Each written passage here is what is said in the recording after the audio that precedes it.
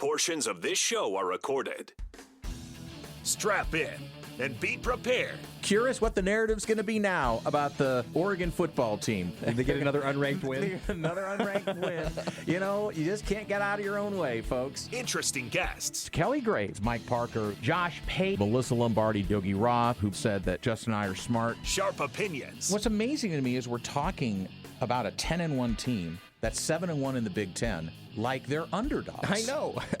It's like, wow, how did that happen? And some smiles. No, I really put some effort in there. And there was no try, there was just do, and you did. So no, I was Yoda. because It's Danny Havel. I mean, it's wave after wave after wave after wave of talent. That's good coaching. That is that whole culture, next man up attitude. Justin Grossweiner. I can't believe I'm saying this. Thank God for the Beavers.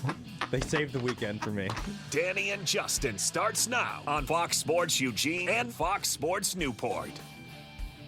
Hello, neighbors, and welcome high atop the Delta Triad, the Crystal Palace, the Bigfoot Beverages Studios, Fox Sports Eugene, Fox Sports Newport, for a Monday. Hope you had a nice holiday weekend. Another holiday coming up. It's going to be football all week long here on Fox Sports Eugene, Fox Sports Newport. You're locked into the Danny and Justin radio program, the fastest 60 minutes in sports. Thanks for tuning in wherever and however, and thanks for following us on Twitter and Blue Sky, Danny and Justin. You also can podcast. If you miss any of the program today, we're going to have the voice of the Red Raiders, Texas Tech's play-by-play voice, Brian Jensen, returns to the program. We'll dissect the Capital One Orange Bowl coming up and the quarterfinal in the college football playoff between Oregon and Texas Tech, which takes place 9 a.m. with your eggs and croissants on New Year's Day. But before we do that, before we talk about big bets, before we talk about hoops, let's welcome in our tag team partner. I'm Danny Halbel. Right over there is Justin Grossmeyer. We call him Baby J. Boy. I am excited to talk about big bets today, finally. But I'm also excited for the new year. I know it's not quite New Year's Eve yet, but I look forward to the freshness of it. Do you do a resolution thing? I try to. I never really stick to it. So is it more like another broken promise? You know, it sometimes can be, but I think the key that I'm going to try to do this year, and something that I think is important when you set any goal, is to have a realistic one. Is to do something that I know that I can actually accomplish. Set the bar right a little bit and lower. Build some step-by-step, that way. Instead of trying to pole vault 19 feet 2 inches, let's just try and jump 2 feet 5 inches. I was also thinking about doing a resolution that was not necessarily something that was concrete, but more something like, don't hold yourself back from because you're afraid, basically. Like, don't not do something because you're afraid of it. Like, but that almost seems like too general. And no, why would that be? I don't know. Sometimes it's something as simple as do something nice for somebody every day. Right. Listen, even if it's something small, it's like put the dishes away without being asked. But knowing me, I would need something specific like that, because not that I like to do nice things for people, so that wouldn't necessarily need to be a one for me, I would hope. But I do think it would be nice to have something concrete, right? To be like, hey, I'm going to do this thing, and if I know that I'm doing that thing, maybe I am being nice to someone. So you know what I'm saying? We were talking to our daughter Abigail, not yours and my daughter, because I'm not married to you. Right. My wife and I were talking to Abigail the other day about doing something where you can form a habit. You know the old trick. You got to do something the same time, the same way, for at least 2 weeks before it starts to become a habit. And if you break it, you got to start over again. So I think that's part of it. With New Year's resolutions as well, a lot of it surrounds your health. You know, I want to eat better. I want to lose weight. There are all these things that people have the desire to do, and it seems like, you know what, this year I'm going to do it, a fresh year, a start. We get to start from zero, and then by the end of January, it's just like, yeah, what was I saying? Yeah, you can't just forget about it completely. Yeah. So I think the key is to do something manageable. Discipline. Don't bite off don't try to eat the whole elephant. But discipline is a huge part of it. Yeah, that's what it has to be. There is something nice about it doesn't have to be a birthday, because I think as I've gotten older, I understand why birthdays are a little bit scarier. But I think that there is something nice about a marking point that is a freshness, like you said, that you can completely. I'm one of those people that likes to think that at any point in your life you can just stop and just completely change your life. You know, one thing as well that I've found, and especially when I started my weight loss journey, I told people I wanted to lose weight, and you know why I did that? Is so they could also either by action, nonverbal or verbal, hold me accountable to what I said. And I think that as long as you do that as well, and you have it doesn't have to be like every single person, like you're in the grocery line and some stranger says, hey, I'm trying to lose weight this year. What are you doing? You want the accountability, though. But find a circle of good, trusted friends and or family to say, listen, this is something I want to do. You see me getting off the track a little bit. I'm giving you permission to call me on it.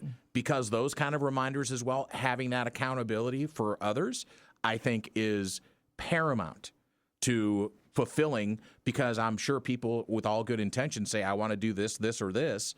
And then for whatever reason, life starts getting in the way. And it's like, well, I don't have the energy to do that anymore. I don't have the energy to get up and go to the gym. I don't have the energy to go for that walk. There's always going to be an excuse you can make. It's always easier to do things with others as well. Absolutely. Pack mentality. It works for wolves. It works for us. Because it naturally dictates some of those things that you're talking about, the accountability, but there's also the we can do it together aspect as well that I like. It's much easier to pull on the rope with a bunch of other people pulling on it with you, just you trying to pull it yourself. 100%. All right, so today on the program, we're going to talk a lot of basketball in the first segment, and then we're going to have Brian Jensen.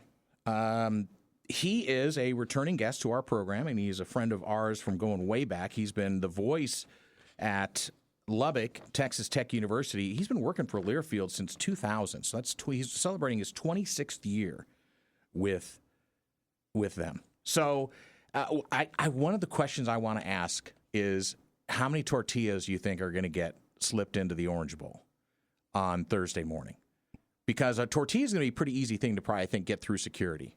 Probably, yeah. But it would be interesting to see, or if there's already an edict being dispersed to the Texas Tech faithful. So here's if you don't know already, it's when Texas Tech scores a touchdown, the first touchdown, tortillas fly on the field.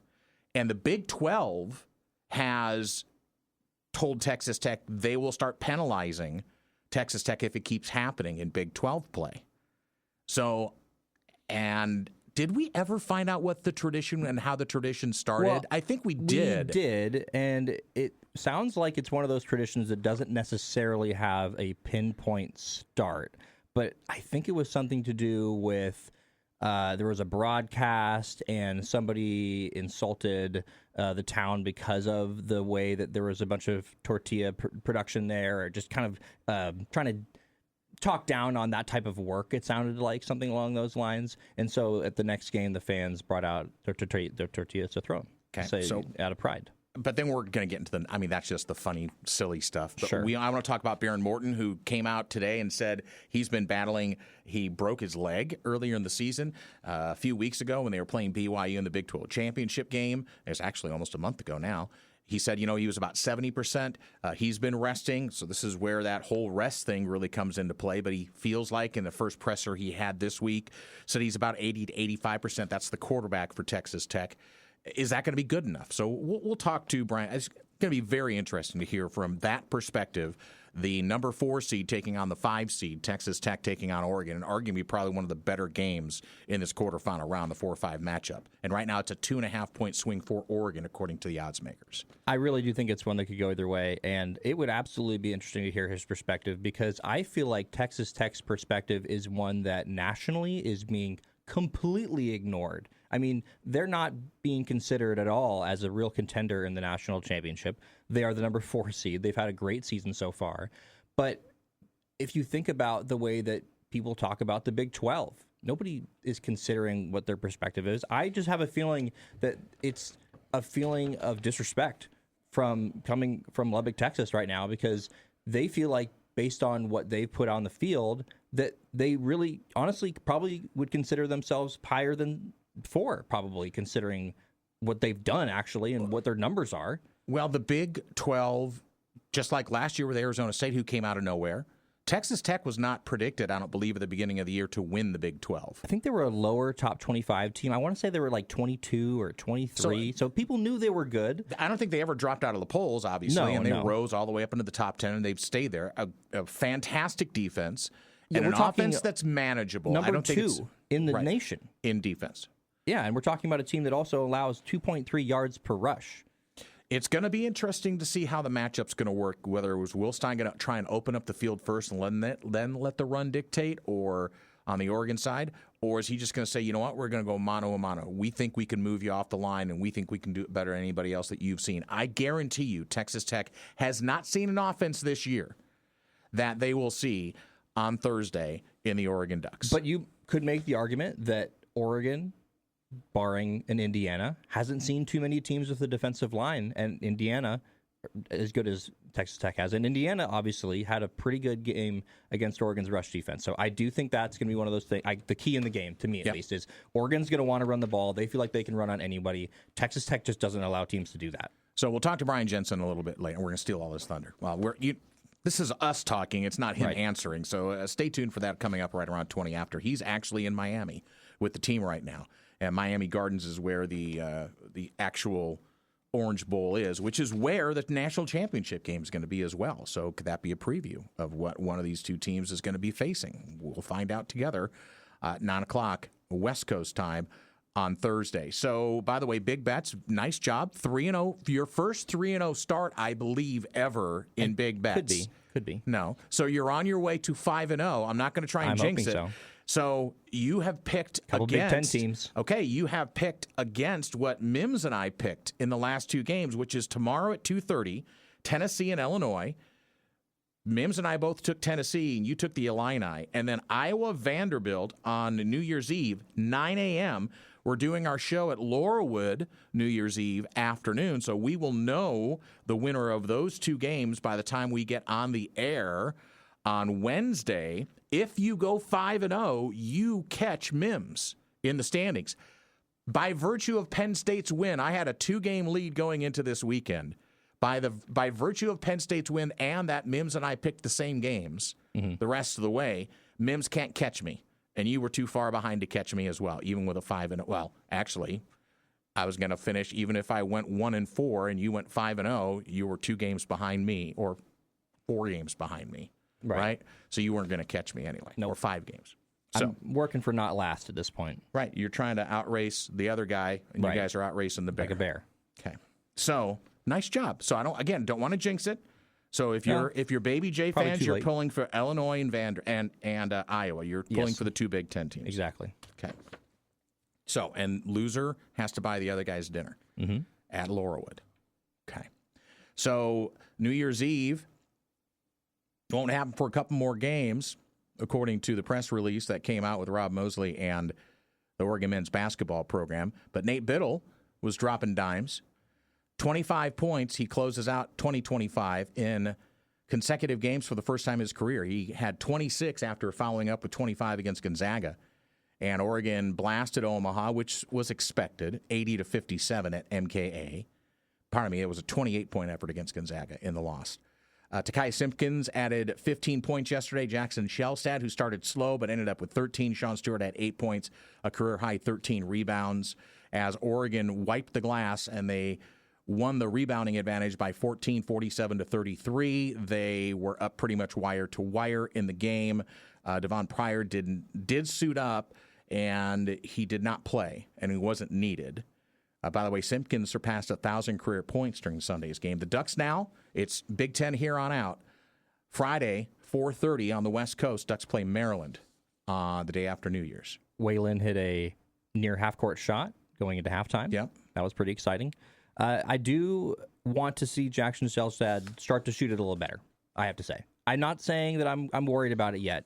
We know it's in him, but just what this team needs and how they don't have a ton of shot creators. He shoots a ton of threes, and he hasn't been making them. I'm not saying that he needs to change up his playing style at all. I think this team really needs him to hit them, because if they don't have the ball movement that they need, sometimes it becomes really stagnant, and they don't have anybody else that can bail them out of those situations. So Jackson's going to have to do that. But obviously in this game against Omaha, it wasn't going to be as big of a factor. But I think I would have loved to see him in this game have a little bit more success. You did say he did down the stretch play a little bit better to up his stats a little bit. But overall, I think that's really, really important for this team.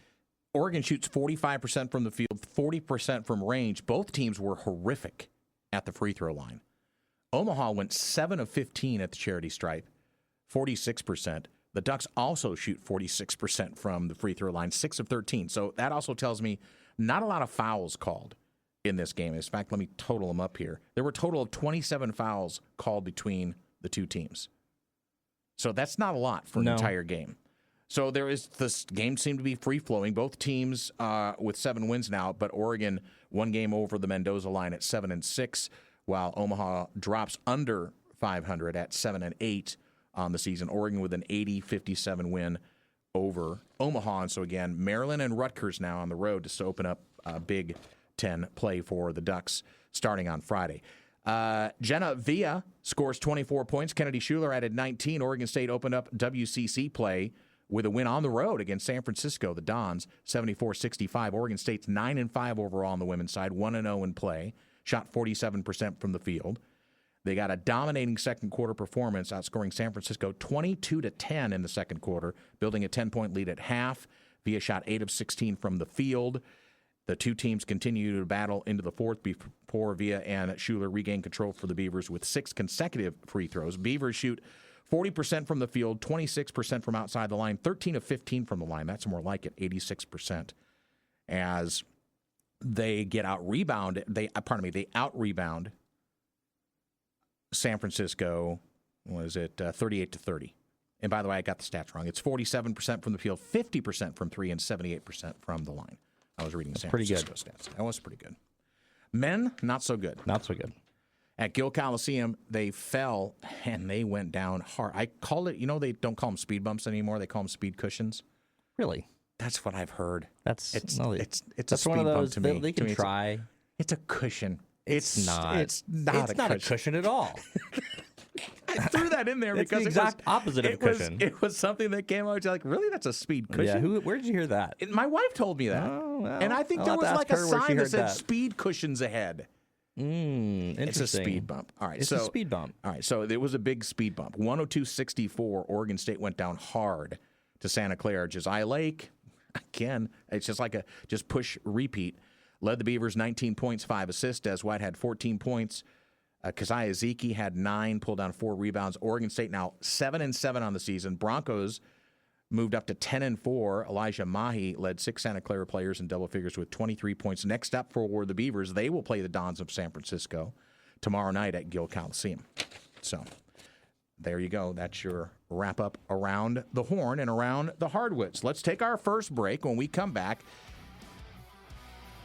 it's the guy who's going to be calling the game for Texas Tech University, TTU, in Florida. It's the great Brian Jensen joining us next. His perspective about the Red Raiders-Ducks matchup in the quarterfinal of the college football playoff next on the Danny and Justin radio program. Big-time matchup in the Big Ten on the hardwoods tonight at MKA, and the women's side as number 6 Michigan comes to Matt Knight Arena to take on Kelly Graves' Oregon Ducks women. It'll be 6 p.m. tip on FS1. We'll have full reporting on that tomorrow right here on the radio program. Let's head over to the Oregon Man Clinics hotline at 541-343-5673 and welcome in live from Miami Gardens, Florida, where he's landed a few moments ago. It is the voice of the Texas Tech Red Raiders. You can follow him on Twitter at Broadcast Booth. It's the great Brian Jensen returning to the program. Brian, how's the weather in Florida right now? Well, to be absolutely technical about it, we're actually in Fort Lauderdale still checking in, getting our credentials and such. We just landed about an hour ago, and the weather's perfect. It's about 79, 80 degrees, very little wind at all. And we're heading to the beach after this. Oh, boy. Very nice. That's fantastic. So I want to ask, and I'll ask it a little bit later about tortillas at Miami at the Orange Bowl. But first, Does it seem, or the questions that you get, or the perception that you have when you talk to folks in the national media or outside the Big 12, that in some respects, just like Oregon, Texas Tech gets a little bit disrespected on the national stage? Well, there's no question about it, but I mean, I can understand. This is the first time Tech has ever been at this level. We've had never won a Big 12 championship before, winning one a couple of weeks. Well, gosh, it feels like a couple of months ago. And at the same time, because of all of that, you also look at the conference as a whole. You had Texas and Oklahoma leave the conference a couple of years ago, and all of a sudden the national interest of those two schools go to the SEC. Everybody thinks the SEC is the only powerhouse in the world, right? And that the Big Ten is kind of second. And oh yeah, there's the Big 12. So I think you add all that up, and I can get it. And the other thing that's happening, too, is that there's been a huge layoff for this team, which, of course, Oregon experienced last year. And now Texas Tech, they're not in the eyes of anybody right now because they've been waiting to play this game. What has that been like, even just for you, just with this long layoff? Because last year we got to experience it covering the Ducks, and it's a really long time in between games. It really is. And, it feels almost like the start of another season. Yep. For me. Now, it doesn't, as far as the players are concerned, from the people that we've talked with and that we've watched, because I think one of the things that has so far been really good about Joey McGuire's program, the head coach at Tech, is that he does absolutely everything the same all the time. And it's always 1-0. We got to go 1-0. They preach that over and over. They let them off for just a little bit of time. They brought them back, and they put them through the same regiment that they go through, even if they're in school, when they're not in school, even if their buddies are around, when their buddies aren't around. I mean, it's the same regiment all the way through. So I think everybody feels pretty good about that. Obviously, they're going to have a little bit of a, moment where maybe their legs don't feel like they should at this point in the season. But hopefully that's a good thing. Hopefully they were able to get all their legs back under them. Certainly the quarterback is a heck of a lot healthier than he was, as are a couple of other players. So that's a positive. Brian Jensen joins us live from Florida as he gets ready to call the Orange Bowl on Thursday morning. Not going to be under the lights. Traditionally, the Orange Bowl under the lights, usually the last game on New Year's Day, but this is the first game in the college football playoff. Oregon making their second consecutive appearance in the CFP, and Texas Tech their first visit. As out of the Big 12, Texas Tech 12-1, 8-1 out of the Big 12. Oregon matching record out of the Big 10. Baron Morton, the quarterback, said going into the Big 12 championship game after coming back from that broken leg, he was about 70%. Now, it's been reported widely that he said he's at like 80, 85%. In your estimation, Brian, I mean, obviously it's going to have to be enough if that's what he feels like, but 85% of Baron Morton's better than 0% of Baron Morton, right? Oh, there's no question about it. I mean, he's undefeated throughout this season. The only game Tech lost, he didn't play in. There's a reason for that. He's the guy that makes the engine go on offense without question. He knows how to get it in the hands of the playmakers. That's what he wants to do. That's what the offense is predicated on. And he's a guy that typically doesn't make mistakes. So you want that guy in there even if he's hobbling around. The good news now is he's telling everybody 85%, but I'd be shocked if he's not feeling 100% come Thursday because he's looked like it. Well, and the adrenaline will certainly be flowing. Both Texas Tech and Oregon make their first appearance in the Orange Bowl matchup. Red Raiders, Ducks, both in the top 11 nationally for scoring offense and defense, total offense and defense. Tech is in top 5 in all 4 of those categories. And Oregon has one of the FBS leading explosive play offenses, 91 plays of 20-plus yards, one more than the Red Raiders. So a lot of people have been talking about the defenses for both sides, Brian, but to me it kind of looks like on paper that both these teams can really explode offensively. So when you start doing your scout, what are you focusing in on? Well, the main thing that I focus in on is the offensive players that are the guys that are the explosives, meaning who is it that, they're going to go to, they're going to try to find the matchups against Tech's defense. And then I look at what does the offensive line do and how do they hold their backs in the backfield to make sure that David Bailey and Lee Hunter and Romello Height don't get back into the backfield, because that's what has been so destructive for teams throughout the year. has not only been our front four, but also the front seven. But certainly the pass rush has been ridiculously good. So how do they stop that? How do they slow it down? Do they do it with a running back? Do they do it with a formation that brings the tight end in? Those kinds of things is what I look for, because then when I see that in the backfield, I kind of have an indication of what I think Tech's going to do, because they're going to try to counter that with, guys that are either going to drop off the line and maybe spy, maybe do a loop around, maybe do some things that are a little creative to try to get to the quarterback. And one of the most fascinating things to me in this game is the run offense for Oregon. And I want to just circle on that in particular because Texas Tech has almost had no games where it's been a problem for them. I think Kansas State might have had a decent job running the ball. But quarterback. Oregon, there you go. And Oregon, against everybody except for Indiana, has been able to have a lot of success running the ball. Of course, it's just one of those rock and a hard place situations. Could that be the game in this game? Because I think if Oregon can run the ball, it just allows them to do so much offensively. But if they've been against Indiana, it was such a problem against them. So if Texas Tech can replicate that success, then obviously that seems like a formula for them to win the game. 100%. Yeah, I mean, you hit it right on the head. If Tech can do what they have done all season long and keep that offense well under 100 yards of offense running the football, they're going to have to do things, whether it's creatively or have to get the ball downfield. That allows the defensive line and the linebackers to do things to get in the quarterback space. I mean, that has been what has been the recipe for Tech's success all year long. And the game that you mentioned, Kansas State, Avery Johnson broke free for a long touchdown run early in that game, and everybody's kind of holding their breath like, uh-oh, is this the game that exposes something? And as it turned out, fortunately it did not, because they were able to make an adjustment, and I think that's about all he did all game long. Then he started to have to throw the ball, and that didn't work out well for him. So, yeah, it's definitely and no question, Oregon's running game is the best running game Tech's going to see. There is no question about it.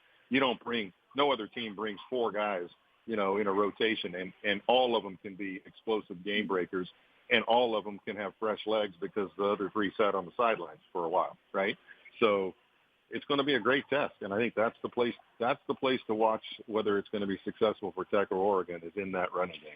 Voice of the Red Raiders. Follow Brian Jensen on Twitter at Broadcast Booth. He joins us on the Danny and Justin radio program here for a Monday as we get ready for the Orange Bowl on Thursday morning, 9 a.m. out here on the West Coast. So we talked about the matchup, but I want to get a little bit more into detail. Jacob Rodriguez, David Bailey, that front seven of Texas Tech. You just talked about how Texas Tech has not faced an offense like Oregon's, but I don't think Oregon's necessarily, and they've faced a couple of good ones in terms of lines with Iowa and Indiana. I don't think they've ever seen, on the edges especially, a defense like Texas Tech brings. So talk about how they want to try and wreak havoc, Brian. Well, you have, a pair of consensus All-Americans with David Bailey and Jacob Rodriguez. You've got the top linebacker in the country as far as all the awards are concerned. And they did that throughout the year by wreaking havoc. And that they've done it in the running game and they've done it in the passing game. You've got Jacob Rodriguez, who leads the world in forced fumbles. He is an expert at punching the ball out at times that you would least expect it. And it's not just those two, though. That's the incredible part. Romello Height has been a havoc maker on the other side of Bailey. Lee Hunter is as good a defensive tackle as there is in the country. A.J. Holmes walked in after the injury to Skylar Gill-Howard, and the defensive line didn't miss a beat. And then on the linebacking core, Ben Roberts was the MVP of the Big 12 championship game with a couple of interceptions and other creations of havoc. And then you've got John Curry, who's a guy that could step in if either one of those guys needs to take a blow. Not only that, you've got in the secondary, which is probably the least appreciated area in Tech's defense, you've got Cole Wisniewski, who is a safety that I guarantee you Oregon is keeping an eye on where he is on every play. Oregon and Texas Tech played back in 2023. It was the Tyler Shuck game. It was, and there's only 8 players remaining from that squad. So there's not a whole lot of familiarity between both of these squads, although they do have some recent history. But there is some familiarity, and it's in the coaching ranks. And I know you know this. Offensive coordinator Mac Leftwich and his younger brother, Cutter Leftwich, Cutter serves as Oregon's assistant offensive line coach and run game coordinator. Do you think there was some exchanging of notes, or they were at opposite ends of the Christmas table? Totally opposite ends. Promise you. Yeah. As much as they would love to chat it up, I promise you they were at the other ends of it. Now, the second that game is over, they're going to be, going and hugging each other and talking it up. Hopefully this side will be talking it up a little more enjoyably than the other, but, we'll have to wait and see on that. Sure. Now, let's talk about the closest game. Obviously, there was one loss for both teams in this season. But when Texas Tech gets into trouble, in your estimation, what does that start to look like? How does it unfold on the field? You haven't seen too many down moments in a 12-1 season, but you've seen places where there have been some stumbles. You mentioned right out of the gate Kansas State with a big play, but then it seemed to get locked down. Can you tell in a progression of series whether or not the team is, quote-unquote, I'm doing air quotes now, on it? You can tell right out of the gate, quite frankly. Very rarely does a team score on the first drive against Tech. If they do, then that second drive is really important. Okay. Because on the sideline, the defensive coordinators and the offensive coordinator for Tech are both on the sideline, which is a little bit unusual. And Sheil Wood, the defensive coordinator, will go over to his team, and he'll already have adjustments for them. And if you see those adjustments, be successful on the second drive, then as far as Tech fans are concerned, they breathe a little sigh of relief. Where you start to see a little frustration is on the offensive side of the field, where if Tech is struggling, as they did in a couple of games, to get in the end zone and the red zone. So, for example, the first BYU game, Tech won it, but also had 5 field goals in that game. They won by 22. Imagine how much they win by if they just hit a couple of those red zone, penetrations. So that is an area where if you see the offense having to settle for field goals, they start to get a little bit frustrated, and you start to see maybe just they're forcing it just a little bit sometimes when they get in the red zone, and that can be treacherous times. And the special teams also seems to be a big impact for this team as well. Oregon maybe not as aggressive. How much of an impact do you think it will be in this game, and has it been for them this season? Well, it could be huge. I mean, Tech has had a couple of very big special teams plays. A 100-yard kick, 99-yard kickoff return, a big punt return by the same player, by the way, Jacoby Williams. If the kickoffs don't go into or out of the end zone from Oregon's side and go into Jacoby Williams' hands, that's something Tech hopes to see, because getting an opportunity to get him with possibly a breakaway of some kind would be huge. Field position game has been also successful for Tech because of what they've done in special teams. So, yeah, you're right. That is an area that a lot of people don't talk about, but it's an area that in a game like this, if it's as close as people think it's going to be, could be a breaking point. Do you think it's going to be a close game, Brian?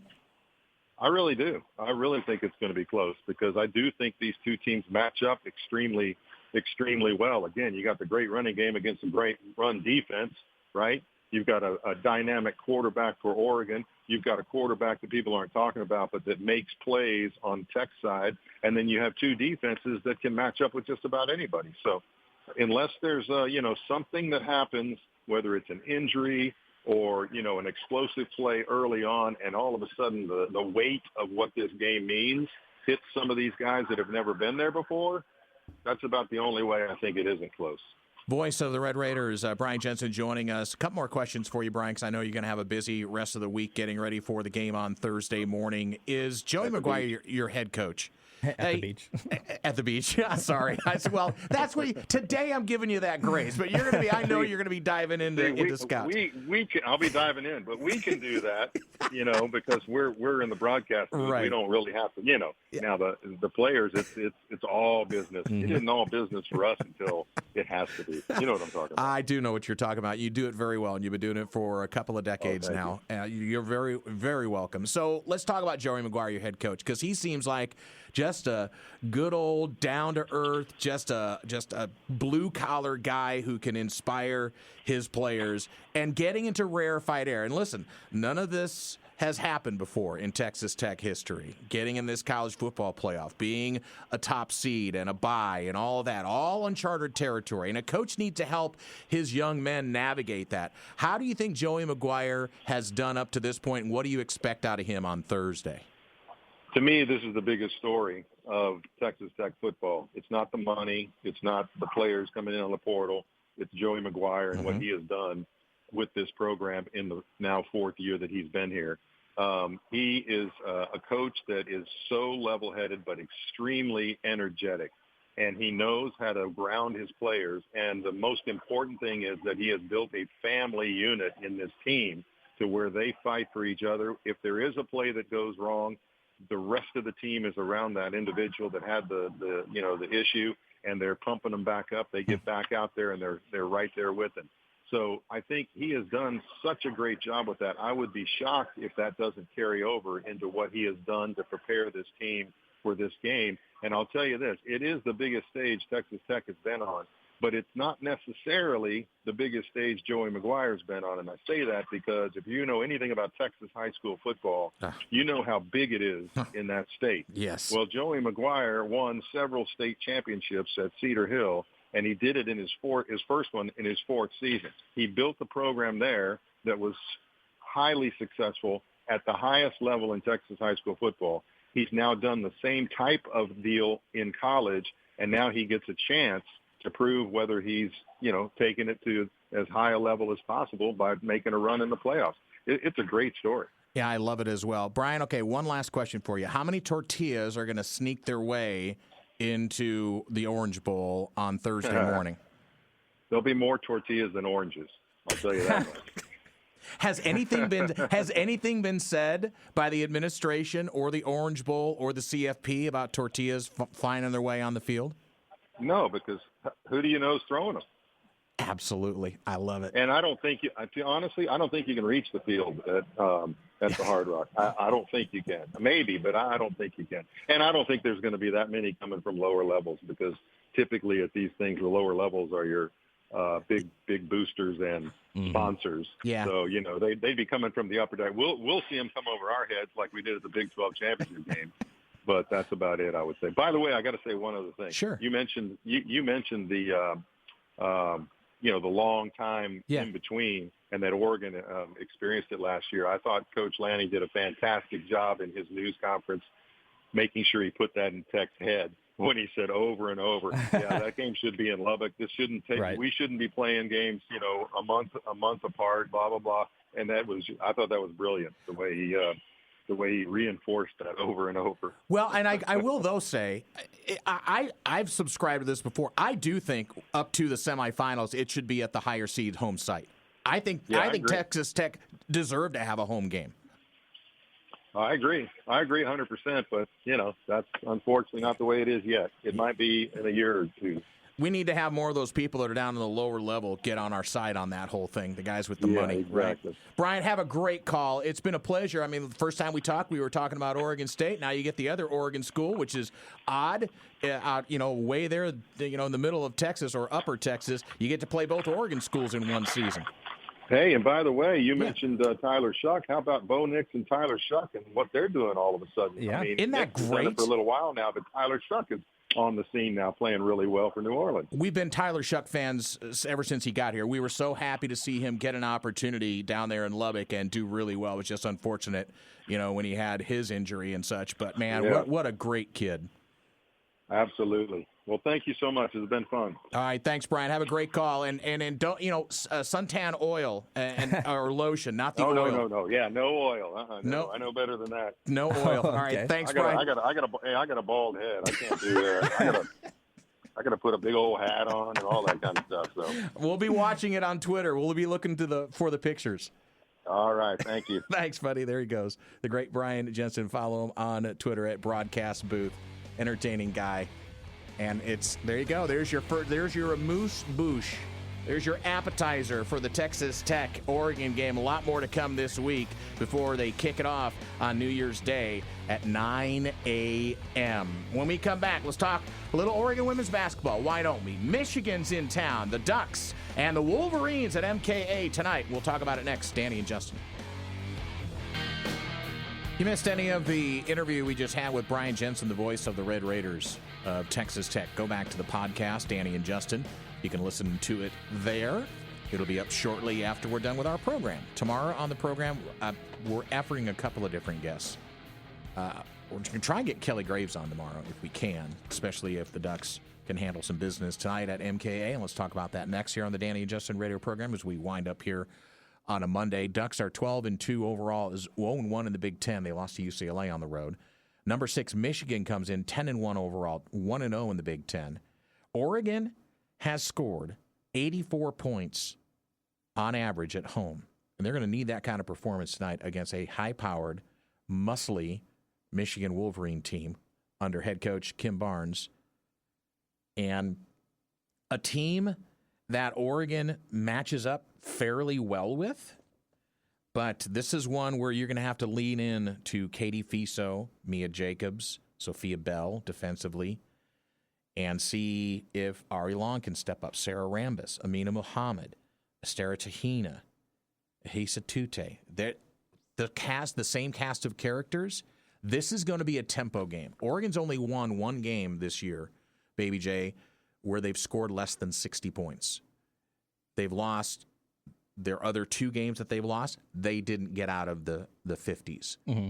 So I think getting over that 60-point mark is going to be a watermark for them. They can get this game up in the 70s. I think they got a good chance. Do you think they want this game to be attractive? I'm not sure. I don't know. That's the whole. I mean, because they played Auburn on the road, an SEC team who I think is going to be pretty good, and they have been. And they won that game, 58-55. So I'll go back and take a look at it. It was, how come I'm not seeing it here now? I can find it. No, I got it here. It was 58-53. All right, 58-53. I was close. I was only off by 2. You were pretty close. I don't hate the comparison. I mean, if there is one thing that Michigan does have, they have some good alliteration. Olivia Olson, Silas Swords. Some great names to broadcast, right? I love names. It's not FSN. Okay, let's talk about what's going to happen on the floor, though. No, Michigan. I think it's interesting. If you look at their numbers, they're shooting 50% from the field as a team. I mean, that's really, really efficient. Not super spectacular from 3-point range, but I don't think they have too many players that are just going to be chucking up threes. Silas Swords does lead their team with 71 attempts on the season, but overall, they don't really have that player that is going to just be chucking shots. I think this is going to be a team that's going to take very efficient shots, and I think that the risk of doing a kind of a game where Oregon tries to shoot out with Michigan is that you might be running into a team that just wants to do that. I mean, I don't know if that's their offensive style necessarily, but I do think that if you're going to do that with a team, you're going to have to outscore them, and I think that Oregon can do that. They're also it's kind of funny. Like, Oregon's also shooting close to 50%. They're at 47% from the field, but not shooting spectacular from 3-point land. So not super different. I don't hate the comparison between these two teams. Oregon's undefeated at home, 8-0. They score progressively better as the game goes on. They've scored 256 points in the first quarter. By the way, again, if you're not familiar with the newly revamped a few years ago college basketball format for women's basketball, it's 4 quarters. And fouls reset after each quarter. How new is that? It's just a few years ago, and they started doing it in the high school ranks as well, which I love. 256 in the first, 263 in the second, 275 in the third, 291 in the fourth. They've outscored their opponents by almost 300 points overall in the season. Now, those opponents didn't include UCLA and Stanford, 2 out of their last 4 games, which were both losses, and the only 2 losses for the Ducks. I mean, they got worked by UCLA down at Pauley, 80-59. They were in the game against Stanford. They just could not hit a shot when they needed it the most, and they lost by 11 in that game. A game a little closer than that 11-point ending margin was. But those have been the 2 biggest tests besides the one on the road for Auburn on the road. So this is going to be one of those that if you look back on it, you want to talk about getting a quad 1 win at home, this is one you got to circle on your calendar because these opportunities, they're going to come up a few more times in the Big Ten season.